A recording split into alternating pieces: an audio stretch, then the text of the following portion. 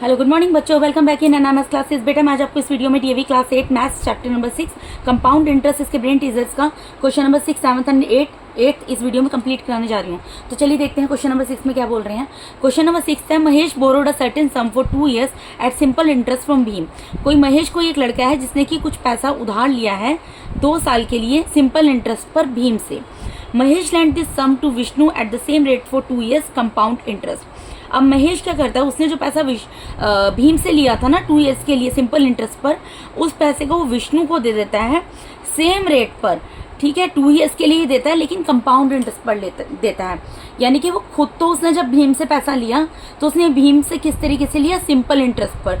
मतलब भीम से जो भी उसने पैसा लिया, हमें नहीं पता कितना पैसा लिया है, जो भी उसने पैसा लिया भीम से वो उसको उस पैसे के ऊपर सिंपल इंटरेस्ट देगा 2 years के बाद। ठीक है, लेकिन वही पैसा जब वो विष्णु को देता है महेश, तो वो सेम रेट पर देता है और 2 years के लिए देता है लेकिन कंपाउंड इंटरेस्ट पे देता है, यानी कि उससे वो कंपाउंड इंटरेस्ट लेता है। At the end of 2 years के बाद Mahesh received ₹410 as compound interest. Mahesh को क्या मिलते हैं, 410 रुपीज़ मिलते हैं कंपाउंड इंटरेस्ट के, बट पेड ₹400 है सिंपल इंटरेस्ट। लेकिन वो भीम को कितने पैसे देता है, 400 रुपीज़ देता है सिंपल इंटरेस्ट के तौर पर। Find the sum and rate of interest. तो आपको क्या बताना है, यहाँ पे सम बताना और रेट ऑफ इंटरेस्ट बताना है। देखो बेटा, हो सकता है इस तरीके से आपको क्वेश्चन ना समझ आया हो, मैं आपको ईजी चीज़ सिंपल वे में बता देती हूँ। यहाँ पे कौन है, भीम है एक लड़का। यहाँ 3 लोग हैं, एक तो भीम है, एक यहाँ पे महेश है और एक यहाँ पर विष्णु है। ठीक है, महेश ने क्या किया भीम से पैसा लिया। महेश ने भीम सेंटर में आ रहा है क्योंकि भीम से किसने पैसा लिया, महेश ने लिया। महेश ने जब भीम से पैसा लिया तो सिंपल इंटरेस्ट पर लिया। ठीक है, सिंपल इंटरेस्ट पे लिया, 2 years के लिए लिया। ठीक है, अब महेश ने यही पैसा जो भीम से लिया था किसको दे दिया, विष्णु को दे दिया। लेकिन इसने क्या किया, विष्णु को बोला कि इस पैसे पर तुम्हें कंपाउंड इंटरेस्ट पे करना पड़ेगा और 2 years के लिए ही इसने विष्णु को दिया। यानी महेश सोचो कितना क्लेवर है, कितना चतुर है कि उसने खुद तो भीम से पैसा जो लिया वो 2 years के लिए लिया सिंपल इंटरेस्ट पर, लेकिन उसने भीम से लिया गया पैसा खुद विष्णु को दे दिया। ठीक है, और 2 years के लिए दिया लेकिन बोला कि मैं तुमसे कंपाउंड, मतलब खुद तो वो भीम को सिंपल इंटरेस्ट देगा और विष्णु से कंपाउंड इंटरेस्ट लेगा, तो कंपाउंड इंटरेस्ट तो ज़्यादा होता है ना बेटा।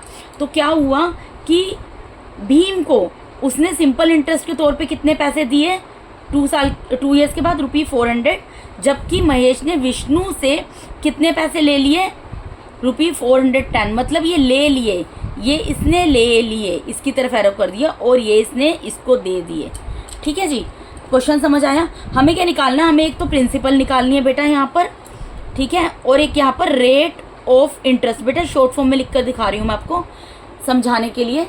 P stands for principal, ROI मतलब रेट ऑफ इंटरेस्ट। अब हम क्वेश्चन स्टार्ट करते हैं। हमें इस क्वेश्चन को 2 पार्ट में करना पड़ेगा बेटा। एक तो हमें ये क्वेश्चन सोल्व करना पड़ेगा महेश के लिए और एक ये क्वेश्चन सोल्व करना पड़ेगा विष्णु के लिए।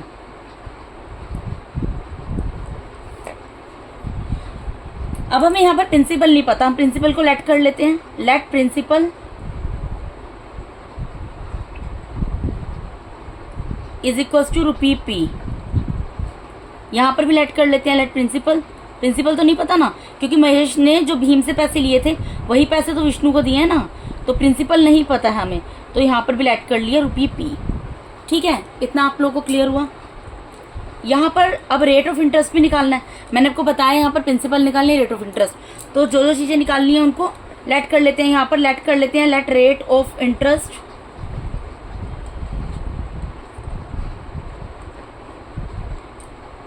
Is equals to R% per annum.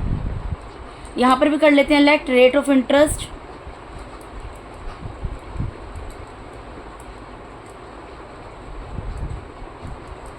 Is equals to R% per annum.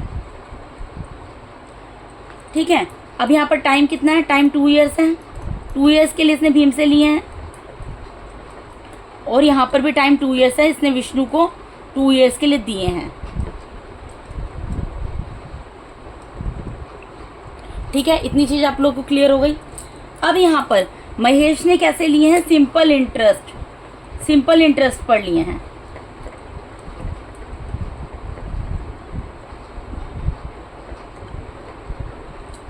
तो इसको कितना सिंपल इंटरेस्ट देना पड़ गया भीम को, ₹400। और इसने क्या इसका क्या लगा, कंपाउंड इंटरेस्ट। कंपाउंड इंटरेस्ट कितना है यहाँ पर, ₹410। ठीक है बेटा, इसने भीम को ₹400 दिए और इसने महेश ने भीम को ₹400 दिए एज सिंपल इंटरेस्ट, और विष्णु ने महेश को ₹410 दिए एज कंपाउंड इंटरेस्ट। ठीक है, अब सिंपल इंटरेस्ट का आपको फॉर्मूला पता है क्या होता है, P × R × T divided by 100 is equals to कितना आ गया यहाँ पर, 410। प्रिंसिपल हमें नहीं पता, रेट हमें नहीं पता, हमने P माना है, R माना है। टाइम क्या होगा यहाँ पर, टाइम 2 ईयर दिया हुआ है, divided by 100 is equals to 410। इतना आपको समझ आया। पहले मैं इधर की चीज को सोल्व करके आपको दिखा देती हूँ। यहाँ पर क्या आया बेटा, मैं यहाँ दोबारा लिख देती हूँ, P × R × 2 divided by 100 is equals to 400। यहाँ मैंने गलती से 410 लिख दिया, 400 है। ठीक है बेटा, क्योंकि इसने क्या किया है, यहाँ पर महेश ने जो है भीम को ₹400 दिए हैं सिंपल इंटरेस्ट। तो सिंपल इंटरेस्ट का यहाँ पे फॉर्मूला लगा दिया, P × R × T divided by 100। मैंने आपको बोला था जिधर की साइड कोई चीज़ लिखते हो अगर उसका फॉर्मूला होता है वहाँ पे पुट कर दो। ठीक है, इक्वल्स टू 400 है ये। तो यहाँ पे P तो हमने प्रिंसिपल तो लेट की है, P रेट ऑफ इंटरेस्ट को R लेट किया है। टाइम की जगह क्या आ जाएगा, 2 ईयर्स की बात हो रही है, divided by 100 is equals to 400। इसी चीज़ को मैंने इधर लिख दिया है। अब मैं यहाँ पर इसको सोल्व कर लेती हूँ। देखो यहाँ पर जो कैंसिल हो सकता है, 2 × 1 = 2, 2 × 5 = 10 और 1 0, यानी PR divided by 50 is equals to कितना आ गया, 400। अब मैं यहाँ से PR की वैल्यू निकाल सकती हूँ, ना। तो मैं यहाँ से PR की वैल्यू निकाल लेती हूँ, क्या निकलेगी, 400 × बाय 50, यानी PR क्या आ गया यहाँ पर, ₹20,000 ठीक है, यहाँ मैंने क्या किया है, PR की वैल्यू निकाल ली बेटा। अभी क्योंकि PR को तो मैं सोल्व नहीं कर सकती, तो मैंने PR की वैल्यू निकाल के रख दिया। ठीक है, अब मैं इधर की साइड विष्णु पे जाती हूँ। अब यहाँ पे किसका फॉर्मूला लगेगा, कंपाउंड इंटरेस्ट का। कंपाउंड इंटरेस्ट का फॉर्मूला क्या होता है, P 1 + R divided by 100 raise to the power n - 1 is equals to कितना है, 410। ठीक है बेटा, यही फॉर्मूला होता है। प्रिंसिपल हमें नहीं पता, 1 प्लस रेट हमें नहीं पता, डिवाइडेड बाय, अच्छा इसको मैं एक चीज़ कर सकती हूँ, यहाँ पर ये देखो 1 + R डिवाइडेड बाय, इसमें पहले तो n की वैल्यू लिखूंगी मैं। n की वैल्यू यहाँ पर कितनी है, 2। ठीक है, n मतलब नंबर ऑफ कन्वर्जन पीरियड, मतलब टाइम कितना है, 2 ईयर्स दिया है, इसकी जगह 2 लिख दिया, is equals to 410 -1 as it is आ गया। ठीक है, अब इसको हम आगे सोल्व करेंगे। बेटा देखो मैं दोबारा लिख कर यहाँ पर दिखा देती हूँ ताकि आपको क्लियर हो। यहाँ पर हमारा क्या बन गया, 1 + R डिवाइडेड बाय 100 -1, यही फॉर्मूला होता है ना बेटा, इज इक्वल्स टू 410। इसकी पावर n होती है, n की जगह मैंने 2 लिख दिया क्योंकि नंबर ऑफ ईयर्स कितना, टाइम कितना, 2 ईयर्स है। ठीक है, इतना आप लोगों को समझ आया। अब एक चीज़ बताओ, मैं इसको कैसे सोल्व करूँ। ना तो मुझे R की वैल्यू पता है, मैं 1 में R से ना तो 100 कैंसिल हो सकता है, तो मैं इसको क्या कर सकती हूँ, देखो बेटा ये A + B के होल स्क्वायर का फॉर्मूला बन गया ना। अगर आप इसको देखो, यहाँ पर ब्रैकेट में 1 है + R डिवाइडेड बाय 100 होल की पावर 2 है, तो इसको मैं ले सकती हूँ A + B का होल स्क्वायर। तो यानी कि अगर मैं A + B का होल स्क्वायर खोलूँगी तो क्या होगा, A² + 2, A क्या होगा यहाँ पर 1 और B क्या होगा, R/100। तो A² + 2 × A × B। A की जगह क्या किया मैंने, A की जगह मैंने क्या किया बेटा, A की जगह मैंने 1 का स्क्वायर लिखा, +2 आता है फॉर्मूले में, मल्टीप्लाई बाय A की जगह यहाँ पे फिर 1 लिख दिया, मल्टीप्लाई बाय B की जगह R डिवाइडेड बाय 100 लिख दिया, प्लस B का होल स्क्वायर। B का होल स्क्वायर मतलब R डिवाइडेड बाय 100, यही B है ना, इसका होल स्क्वायर। ठीक है, और -1 तो यहाँ पर है ही है, और इक्वल्स टू 410 है। इतना आप लोगों को क्लियर हुआ। इसके बाद देखो हम क्या कर सकते हैं, यहाँ पर P रहेगा, ये क्या बन जाएगा, 1 का स्क्वायर 1 बन गया। ये देखो यहाँ पर कैंसिल हो जाएगा, 2 × 1 = 2, 2 × 5 = 10 और 1 0। तो यहाँ पर क्या आ जाएगा, P डिवाइडेड बाय 50। ठीक है, इसको मैं क्या लिख सकती हूँ, R² डिवाइडेड बाय 100 का स्क्वायर क्या होगा, 10,000। ठीक है, -1 इज इक्वल्स टू 410। अब यहाँ पर ये माइनस का 1 है, प्लस का 1 है, तो आपस में कैंसिल हो गया। ठीक है, अब मैं अगर इन ब्रैकेट को मल्टीप्लाई कर लूँ, मतलब P, इसका मतलब क्या, P ब्रैकेट के बाहर अगर P लिखा है, इसका मतलब क्या, P डिवाइडेड बाय 50 से भी मल्टीप्लाई होगा, और P प्लस के R² डिवाइडेड बाय 10,000 से मल्टीप्लाई होगा। इनको मैं मल्टीप्लाई अगर कर लूँ तो यहाँ पर क्या आएगा बेटा, यहाँ पर आ जाएगा आपका, देखो यहाँ पर आएगा आपका, जस्ट अ मिनट,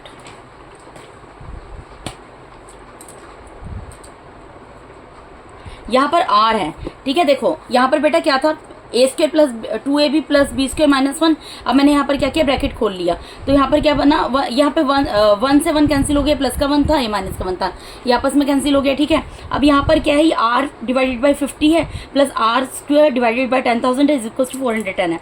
तो यहाँ पर अगर मैं p से इनको मल्टीप्लाई कर लूँ, p को अगर मैं r डिवाइडेड बाई 50 से मल्टीप्लाई करूँगी, क्या आएगा, PR डिवाइडेड बाई 50, ठीक है, प्लस की जगह प्लस का साइन, प्लस यहाँ पर प्लस का साइन ही आएगा ना बेटा, और p को r² से मल्टीप्लाई करूँ, क्या आएगा, PR² divided by 10,000 is equals to 410।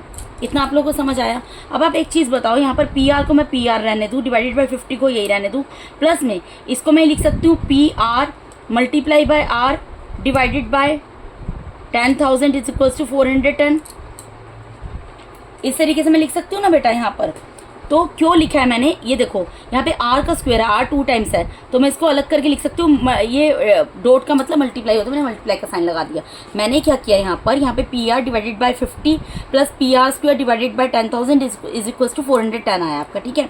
मैंने यहाँ पर क्या किया, PR divided by 50 as it is रहा, प्लस ये PR स्क्वायर, r का स्क्वायर है तो r को अलग अलग करके लिख दिया, एक बार p के साथ मल्टीप्लाई में लिख दिया, एक बार सेपरेट लिख दिया, divided by 10,000 is equal to 410। ये मैंने इसलिए किया बेटा क्योंकि मैंने अभी यहाँ पर आपको PR की वैल्यू निकाल कर दिखाई है, वो क्या है 20,000, तो मैं यहाँ पे PR की जगह 20,000 लिख सकती हूँ, डिवाइडेड बाय 50, इस PR की जगह भी 20,000 लिख सकती हूँ, एक R रहेगा साथ में और नीचे 10,000 इज इक्वल्स टू 410।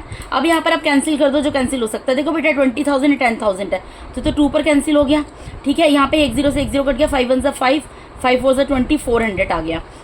देखिए बेटा अब यहाँ पर आप देख सकते हैं, यहाँ पे 400 आ गया प्लस 2r आ गया इज इक्वल्स टू 410, यहाँ पे 2 बचा है, ठीक है। तो मैं 2r को सेपरेट कर लेती हूँ, मुझे r की वैल्यू निकालनी है। ये 400 इधर प्लस में, इधर जाके माइनस में चला जाएगा, जब 410 में से 400 को माइनस करोगे 10 आएगा, ये जो 2 यहाँ पर मल्टीप्लाई में डिवाइड में चला जाएगा, तो 2 1 ज़ा 2, 2 5 ज़ा 10, ठीक है। यानी कि कितना आ गया 5% पर एनम, यहाँ पे ये मत लिखो आप, ठीक है। आप यहाँ पे सीधा कैंसिल करके दिखाओ, 10 डिवाइडेड बाय 2 तो 5% पर एनम। एक हमें आर की वैल्यू निकालनी थी, क्या निकल गई 5% पर एनम, ठीक है। अब यहाँ पर हमें और किसकी वैल्यू निकालनी है, पी की, तो मैं ये जो P R is equals to मेरा, ये P R is equals to 20,000 है, इसमें मैं अगर पुट कर दूँ, put R is equals to 5, R की वैल्यू कितनी है, आर की वैल्यू तो 5 निकली है ना बेटा, तो मैं इसमें आर की वैल्यू 5 पुट कर दूँ तो क्या आएगा, पी तो पी रहेगा, आर की जगह 5 आ गया इज इक्वल्स टू 20,000, ठीक है बेटा। अब पी की वैल्यू निकालनी, पी अपनी जगह पर एज इट इज रहेगा, 20,000 अपनी जगह पर एज इट इज रहेगा, ये 5 मल्टीप्लाई में डिवाइड में चला जाएगा, तो क्या आ गया 5 1 ज़ा 5, 5 4 ज़ा 20 और 3 टाइम्स 0, यानी कि देयरफॉर पी क्या निकल गया हमारा, ₹4000। तो यही दो चीज़ें बेटा इसमें निकालनी थी आपको, एक तो आपको प्रिंसिपल निकालना था, प्रिंसिपल कितना निकल गया 4000, एक आपको रेट ऑफ इंटरेस्ट निकालना था, वो कितना निकल गया 5% पर एनम, ठीक है बेटा। अब इसके बाद नेक्स्ट क्वेश्चन पे मूव करते हैं। नेक्स्ट क्वेश्चन क्या है, a man invested ₹1000 for 3 years at 11% simple interest per annum and ₹1000 at 10% compound interest per annum compounded annually for 3 years, find which investment is better. यहाँ पर बोल रहे हैं कोई एक आदमी है, उसने ₹1000 अपने इन्वेस्ट किए हैं, जमा किए हैं कहीं पर 3 years के लिए, 11% सिंपल इंटरेस्ट पर एनम, मतलब उसने अपने पैसे कहीं पे जाके जमा, सपोज करो कोई एक आदमी है, ठीक है, वो बैंक में गया, बैंक में उसने बोला मेरे ₹1000 सबमिट जमा कर लो आप, 3 years के लिए मैं इसको जमा करना चाहता हूँ। बैंक ने उसको बोला ठीक है तुम अपने 1000 रुपये जमा कर रहे हो तो हम आपको जो है पर ईयर 11% सिंपल इंटरेस्ट आपके पैसों के ऊपर देंगे, जो भी आपका इन्वेस्टमेंट है, ठीक है, एंड 1000 एट 10% कंपाउंड इंटरेस्ट। और उसने क्या किया, साथ में 1000 और जमा किए और बैंक ने उस 1000 के लिए बोला ठीक है इस 1000 के ऊपर हम तुम्हें 10% पर एनम के हिसाब से कंपाउंड इंटरेस्ट देंगे 3 years के लिए, ठीक है। तो आपको ये बताना कौन सी इन्वेस्टमेंट बेटर है। बेटा देखो यहाँ पर रेट ऑफ इंटरेस्ट चेंज हो रहा है। जब वो सिंपल इंटरेस्ट अमाउंट जो प्रिंसिपल है वो तो सेम है, प्रिंसिपल 1,000 है, लेकिन यहाँ पर रेट ऑफ इंटरेस्ट 11% है जब वो सिंपल इंटरेस्ट पे जमा कर रहा है, और यहाँ पे रेट ऑफ इंटरेस्ट जो 10% है जब वो कंपाउंड इंटरेस्ट पे जमा कर रहा है। अगर रेट ऑफ इंटरेस्ट एक जैसा होता तो हम बता देते कि उसको किस में फ़ायदा है, ठीक है, क्योंकि कंपाउंड इंटरेस्ट ऑब्वियसली ज़्यादा निकलता है। लेकिन अभी क्योंकि रेट ऑफ इंटरेस्ट अलग है इसलिए हमें सोल्व तो उस केस में भी करना पड़ता, लेकिन हमें आइडिया लग जाता। लेकिन इसको प्रॉपर सोल्व करके आपको तभी पता लगेगा कि कौन सी इन्वेस्टमेंट बेटर है, ठीक है। मैं एक लाइन खींच देती हूँ, यहाँ पर लिख देती हूँ। यहाँ पर देखो इसको मैं सेकंड शीट में ही करती हूँ क्वेश्चन को। देखो बेटा आपको पता है प्रिंसिपल कितनी है, प्रिंसिपल दोनों केसेस में कितनी है, ₹1000। यहाँ पे ₹1000 है, प्रिंसिपल यहाँ पर भी क्या है, ₹1000 है, ठीक है जी, ये आपको पता है। उसके बाद यहाँ पे रेट ऑफ इंटरेस्ट क्या दिया हुआ है,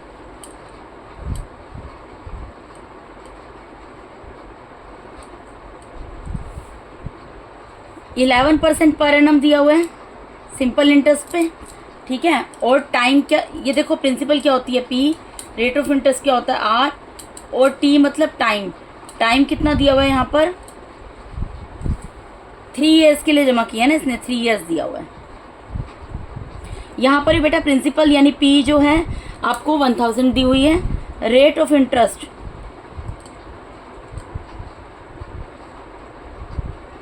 यहाँ पे क्या दिया, 10% पर एनम दिया हुआ है, रेट ऑफ इंटरेस्ट मतलब R, और T मतलब टाइम। टाइम यहाँ पर कितना दिया हुआ है आपको, टाइम सेम है, टाइम भी सेम है और प्रिंसिपल भी सेम है, सिर्फ क्या चेंज है, रेट ऑफ इंटरेस्ट चेंज है। और ये सिंपल इंटरेस्ट के ऊपर है और ये किसके ऊपर है, कंपाउंड इंटरेस्ट इसका निकालना है। देखो हमें ये बताना है कि कौन सी इन्वेस्टमेंट बेटर है, तो पहले हमें पता लगना चाहिए ना कि सिंपल इंटरेस्ट कितना निकलेगा। अगर प्रिंसिपल 1000 है, रेट ऑफ इंटरेस्ट 11% और टाइम 3 ईयर्स है, तो सिंपल इंटरेस्ट कितना निकलेगा।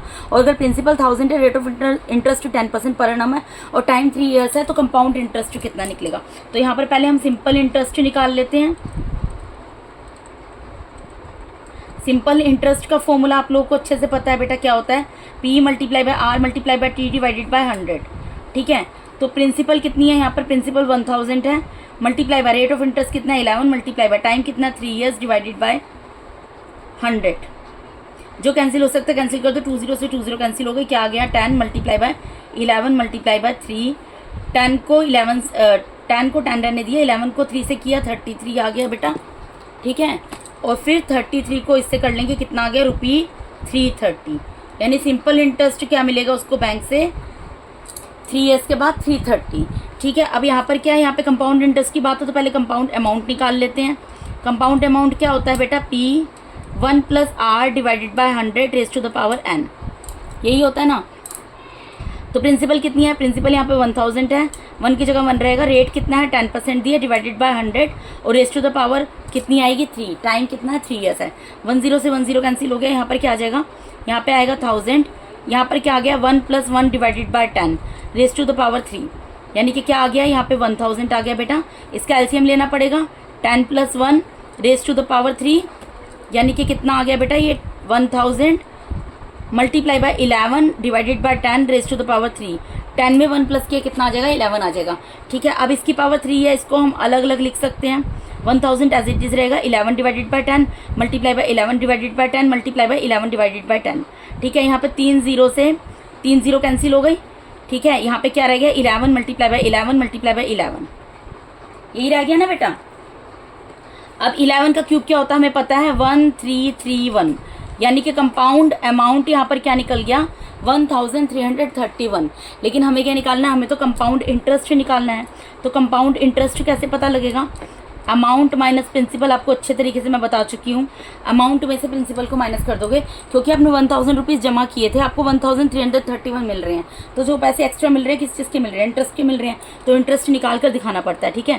कंपाउंड अमाउंट कितना निकला है 1331 और आपने जमा कितना किया था 1000, यानी आपको कितने पैसे एक्स्ट्रा मिल गए, ₹331। तो ये कंपाउंड इंटरेस्ट निकल गया। तो देखो यहाँ पे कंपाउंड इंटरेस्ट तो 300 था, कंपाउंड इंटरेस्ट तो उसको मिला है ₹331, ठीक है, और सिंपल इंटरेस्ट क्या मिला है 330। तो आप यहाँ पर अब एक चीज़ बताओ कि कौन सा जो इन्वेस्टमेंट है वो बेटर होगा,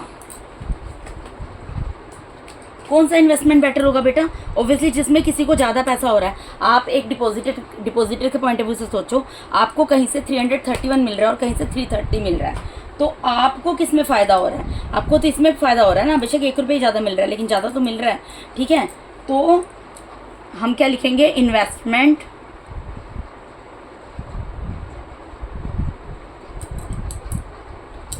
एट कंपाउंड इंटरेस्ट